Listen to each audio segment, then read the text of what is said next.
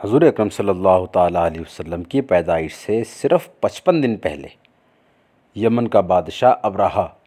ہاتھیوں کی فوج لے کر کعبہ ڈھانے کے لیے مکہ پر حملہ آور ہوا تھا۔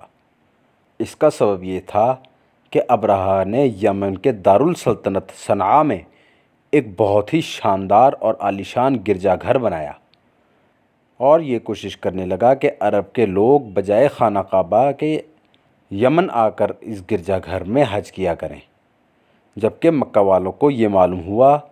تو قبیلہ کنانہ کا ایک شخص غیظ و غضب میں جل بھن کر یمن گیا اور وہاں کے گرجا گھر میں پاخانہ بھر کر اس کو نجاست سے لت پت کر دیا۔ جب ابرہہ نے یہ واقعہ سنا تو طیش میں آپے سے باہر ہو گیا اور خانہ کعبہ کو ڈھانے کے لیے ہاتھیوں کی فوج لے کر مکہ پر حملہ آور کر دیا، اور اس کی فوج کے اگلے دستے نے مکہ والوں کے تمام اونٹوں اور دوسرے مویشیوں کو چھین لیا۔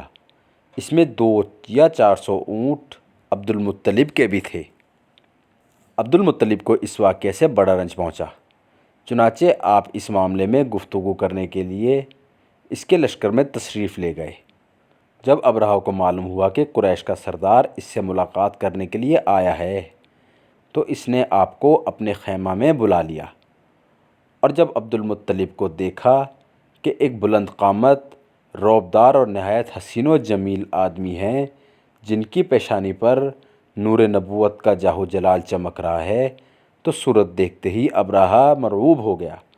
اور بے اختیار تخت شاہی سے اتر کر آپ کی تعظیم و تکریم کے لیے کھڑا ہو گیا اور اپنے برابر بٹھا کر دریافت کیا کہ کہیے سردار قریش، یہاں آپ کی تشریف آوری کا کیا مقصد ہے؟ عبد المطلب نے جواب دیا کہ ہمارے اونٹ اور بکریاں وغیرہ جو آپ کے لشکر کے سپاہی ہانک کر لائے ہیں، ان سب مویشیوں کو ہمارے سپرد کر دیجیے۔ یہ سن کر ابرہہ نے کہا کہ اے سردار قریش، میں تو سمجھا تھا کہ آپ بہت ہی حوصلہ مند اور شاندار آدمی ہیں، مگر آپ نے مجھ سے یہ اونٹوں کا سوال کر کے میری نظروں میں اپنا وقار کم کر دیا۔ اونٹ اور بکری کی حقیقت ہی کیا ہے؟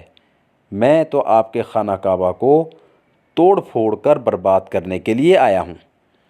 آپ نے اس کے بارے میں کوئی گفتگو ہی نہیں کی۔ عبد المطلب نے کہا کہ مجھے تو اپنے اونٹوں سے مطلب ہے، کعبہ میرا گھر نہیں ہے بلکہ وہ خدا کا گھر ہے، اور وہ خود اپنے گھر کو بچا لے گا، مجھے کعبہ کی ذرا بھی فکر نہیں ہے۔ یہ سن کر ابرہہ اپنے فرعونی لہجہ میں کہنے لگا کہ اے سردار مکہ، سن لیجئے، میں کعبہ کو ڈھا کر اس کی اینٹ سے اینٹ بجا دوں گا اور روئے زمین سے اس کا نام و نشان مٹا دوں گا، کیونکہ مکہ والوں نے میرے گرجا گھر کی بڑی بے حرمتی کی ہے، اس لیے میں اس کا انتقام لینے کے لیے کعبہ کو مسمار کر دینا ضروری سمجھتا ہوں۔ عبد المطلب نے فرمایا کہ پھر آپ جانیں اور خدا جانے، میں آپ سے سفارش کرنے والا کون؟ اس گفتگو کے بعد ابرہہ نے تمام جانوروں کو واپس کر دینے کا حکم دے دیا۔ عبد المطلب تمام اونٹوں اور بکریوں کو ساتھ لے کر اپنے گھر چلے آئے اور مکہ والوں سے فرمایا کہ تم لوگ اپنے اپنے مال مویشیوں کو لے کر مکہ سے باہر نکل جاؤ اور پہاڑوں کی چوٹیوں پر چڑھ کر اور دروں میں چھپ کر پناہ لو۔ مکہ والوں سے یہ کہہ کر پھر خود اپنے خاندان والوں کے چند آدمیوں کو ساتھ لے کر خانہ کعبہ میں گئے اور دروازہ کا حلقہ پکڑ کر انتہائی بے قراری اور گریہ وزاری کے ساتھ دربار باری تعالیٰ میں اس طرح دعا مانگنے لگے۔ ترجمہ: اے اللہ، بے شک ہر شخص اپنے گھر کی حفاظت کرتا ہے، لہذا تو بھی اپنے گھر کی حفاظت فرما، اور صلیب والوں اور صلیب کے پجاریوں عیسائیوں کے مقابلہ میں اپنے اطاعت شاروں کی مدد فرما۔ عبد المطلب نے یہ دعا مانگی اور اپنے خاندان والوں کو ساتھ لے کر پہاڑ کی چوٹی پر چڑھ گئے اور خدا کی قدرت کا جلوہ دیکھنے لگے۔ ابرہہ جب صبح کو کعبہ ڈھانے کے لیے اپنے لشکر جرار اور ہاتھیوں کی قطار کے ساتھ آگے بڑھا اور مقام مغمس میں پہنچا تو خود اس کا ہاتھی، جس کا نام محمود تھا، ایک دم بیٹھ گیا، ہر چند مارا اور بار بار للکارا، مگر ہاتھی نہیں اٹھا۔ اسی حال میں قہر الہی ابابیلوں کی شکل میں نمودار ہوا اور ننھے ننھے پرندے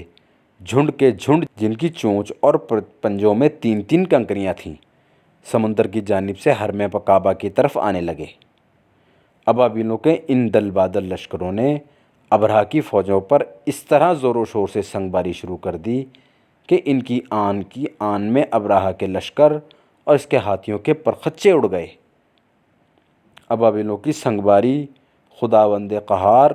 و جبار کے قہر و غضب کی ایسی مار تھی کہ جب کوئی کنکری کسی فیل سوار کے سر پر پڑتی تو وہ اس آدمی کے بدن کو چھیدتی ہوئی ہاتھی کے بدن سے پار ہو جاتی تھی۔ ابرہہ کی اس فوج کا ایک آدمی بھی زندہ نہیں بچا، اور سب کے سب ابرہہ اور اس کے ساتھیوں سمیت اس طرح ہلاک و برباد ہو گئے کہ ان کے جسم کی بوٹیاں ٹکڑے ٹکڑے ہو کر زمین پر بکھر گئیں۔ چنانچہ قرآن مجید میں سورہ فیل میں خداوند قدوس نے اس واقعہ کا ذکر فرمایا ہے۔ جب ابرہہ اور اس کے لشکروں کا یہ انجام ہوا تو عبد المطلب پہاڑ سے نیچے اترے اور خدا کا شکر ادا کیا۔ ان کی اس کرامت کا دور دور تک چرچا ہو گیا، اور تمام اہل عرب ان کو ایک خدا رسیدہ بزرگ کی حیثیت سے قابل احترام سمجھنے لگے۔